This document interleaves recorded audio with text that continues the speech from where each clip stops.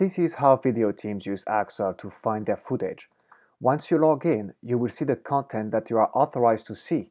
On the left side, you will see all the folders, and by clicking on one, you will see the content. Axel will automatically create previews for your media files, so you can see in a snap by scrubbing through the thumbnail if it is the video you are interested in.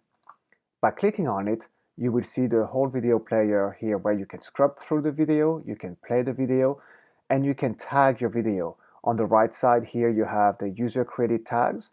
We can also use comments to post tags on the timeline, and you can use AI-powered tools to tell you who appears in the video and when they appear.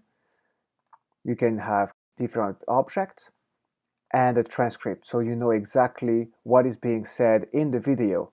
So video editors can use Axel to find who appears in the video or what objects or by the transcript.